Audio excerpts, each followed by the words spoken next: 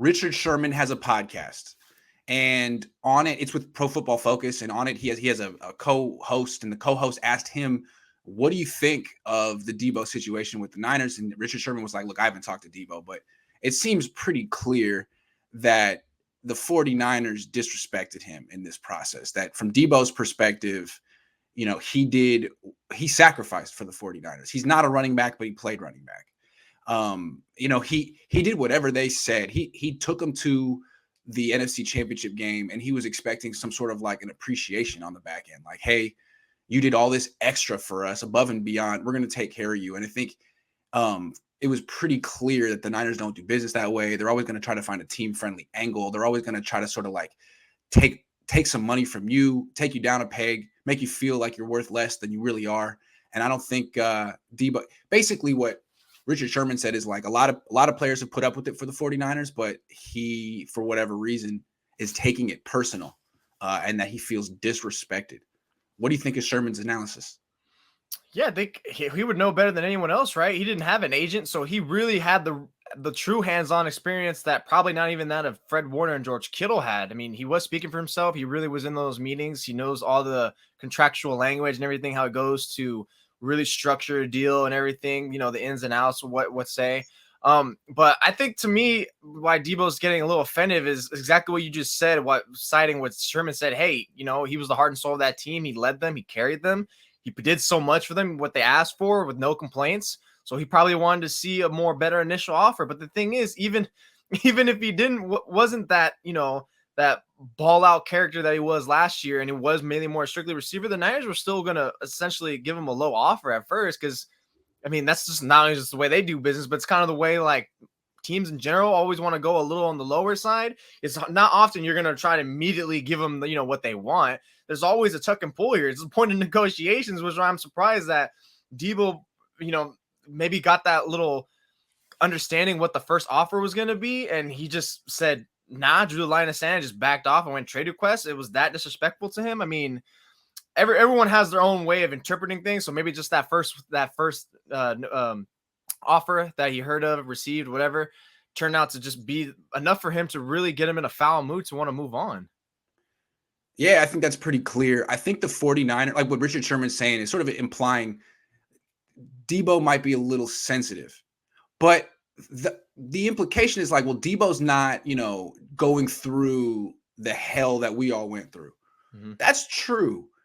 Why should he have to go through it? It seems like the reality of players having to go through that awful contract negotiating with Parag, which is painful, was, a function of teams having more power than players, just kind of a function of how the NFL works. The NFL is changing. I think it's becoming more of a players' league. It's becoming more like the NBA. Players are getting more money, more guaranteed money. Mm-hmm. And I think that maybe the Niners' style of negotiating is a little antiquated, a little outdated. And a guy like Richard Sherman, who came to the Niners at 30 and wasn't going to be making $30 million, you got to sit through the Parag thing and take it with a smile. But, Deebo doesn't. Deebo's talking $30 million. He's in that stratosphere. And if he feels like Parag looks at him wrong and doesn't give him the proper amount of respect, he's going to pull a Ben Simmons. He's going to pull a Kyrie Irving. You see this all the time in the NBA. That's why teams in the NBA are basically please play for us. Whatever you want. I mean, you don't see NBA teams getting power struggles with stars anymore because stars win. And I think the NFL, the Niners in particular, don't realize what's happening.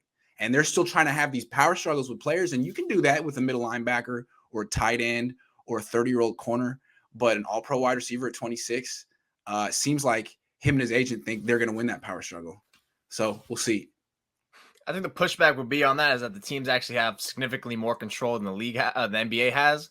Like, for example, Deebo's not going to be able to, or he could be, and that'd be his prerogative, but he's not going to sit through training camp because the moment he does, that's an accrued season. And now you just gave the Niners even more control than what you wanted.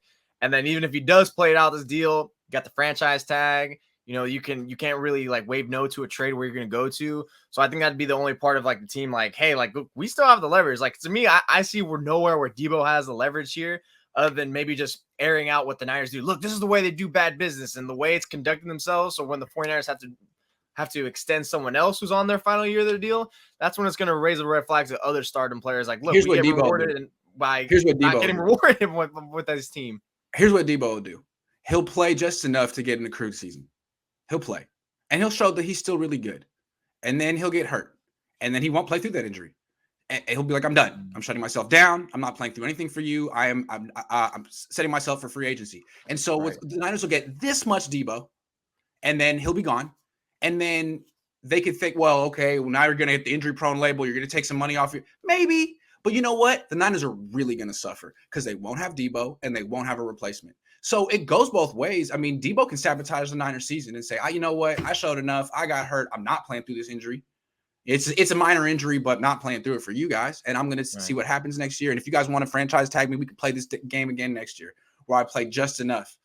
I really think the Niners don't want to go down that road. I know in the past, teams had more control than the players, and they needed to win this power struggle, but I think the league is changing, man. And if the Niners want to get in a war with Deebo, you're getting in a war with his agent too, CAA. That's a very powerful agent that has a lot of the biggest stars. Do you really want to be the team that doesn't do business with stars? Because the Rams do business with stars. You know what I'm saying? The Rams do business with stars. The Bucks do business with stars. Yeah. Yeah, it's true. And you want to make sure you have that good reputation with trading your players, so that way you become a destination. It's not like the Niners are that attractive in itself because they are in California. And I guess that's also another point why Deebo wants out, because it's California. I mean, and the stars in the league are getting like 25, 30. I mean, quarterbacks are going for 40, 50 million a year now if they're really good. That's what Kyler wants. Wide receivers and edge rushers are going for 30. I mean, these guys are NBA stars now. They're getting NBA money. A lot of this money is guaranteed. You got to be really respectful.